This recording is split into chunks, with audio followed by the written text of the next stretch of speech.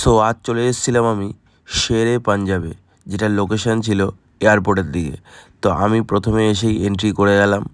তো এন্ট্রেন্সটা তোমরা দেখে নাও, দেন ভিতরের অ্যাম্বিয়েন্সটা তোমাদেরকে দেখাবো। আগে বাইরেরটা দেখে নাও, বাইরে তো সবই গাড়ি পার্কিংয়ে ভরা ছিল। তো এই হচ্ছিলো বাইরের অ্যাম্বিয়েন্স ছিল। তো টোটালি আমি ঢুকে গেলাম, এই হচ্ছিলো ভিতরের এন্ট্রেন্স। তো আমরা চলে এসেছিলাম 3 বন্ধু মিলে। তো এই বন্ধুর ট্রিট দেওয়া বাকি ছিল, বার্থডে ট্রিট, তো সেটাই পূরণ করতে আজকে আমরা শেরে পাঞ্জাব চলে এসেছিলাম খেতে। তো চলো দেখা যাক কী খাওয়া যায়। তো ভিতরে ঢুকেই আমরা ভাবছিলাম যে ভিতর দিকটাতে বসবো। ভিতরটা পুরো ফুল চিল্ড, বাট একটাও সিট ছিল না, প্রচুর ভিড় ছিল। আমরা সিট ভিতর দিকে পাইনি।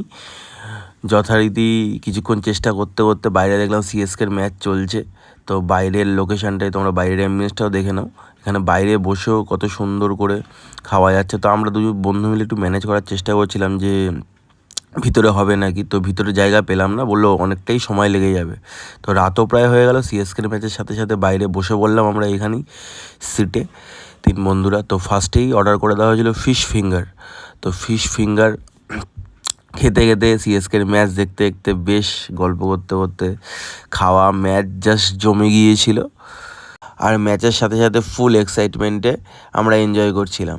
সো তার একটু পরেই আমি দেখি এগ ফ্রাইড রাইস অর্ডার করে দেওয়া হয়েছে অলরেডি। তো 2 এগ ফ্রাইড রাইসের সাথে আমাদের সাথে ছিল মাটন কোরমা। তো 8 পিসের মাটন কোরমার সাথে egg fried rice just awesome লেগেছিল। তো খাবার সার্ভ করে দেওয়ার পরে আমরা মেন কোর্সটা ভালো করে এনজয় করছিলাম। তো এই হচ্ছিলো খাওয়া পর্ব ছিল। তো এনারা তো হচ্ছিলো সার্ভ করে দেওয়ার পরে বেশ জমিয়ে খাচ্ছিল একেবারে। সো এই করতে করতে খেয়েই যাচ্ছে। তো খাওয়াতে এত মত্ত, ম্যাচও দেখছিল, তো খাওয়াতে এত মত্ত। তো বললাম ভাই আমাকেও একটু ধরে দে ভাই, একটু আমিও তো ভিডিও করছি। তো অবশেষে বলার পরে আমার ক্লিপিংসটাও নিল। তো সত্যি এগ ফ্রাইড রাইসটা আর মাটনটা খুবই ভালো লেগেছিলো, আমার তো খুব ভালো লেগেছিলো। আর একটু হলে ভালো ছিল, বাট খুব গরম ছিল আর জাস্ট ফাটাফাটি। তো তোমরাও চাইলে চলে আসতে পারো। তো আমাদের খাওয়া দাওয়া শেষ, প্রায় রাত 11টা বাজতে যায়। তো আমরা শেরে পাঞ্জাব ছেড়ে বেরিয়ে যাচ্ছিলাম। তো এই প্রায় রাত্রির 11টা বাজে, এখনও ভিতর দিকটা দেখো কতটা ভিড়, লোক প্রায় বসে আছে। তো যাই হোক, আমরা এখান থেকে বেরিয়ে যাব। নেক্সট কোথাও খেতে গেলে তোমাদের সাথে ভ্লগটা আবার শেয়ার করব। ভালো লাগলে লাইক শেয়ার কমেন্ট অবশ্যই করো।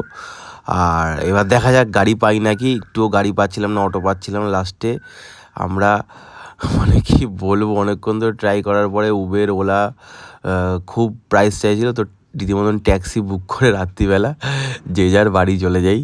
অ্যান্ড ব্লগটা এখানেই এন্ড করব। তো আমি তো ট্যাক্সির সামনের দিকেই বসেছিলাম।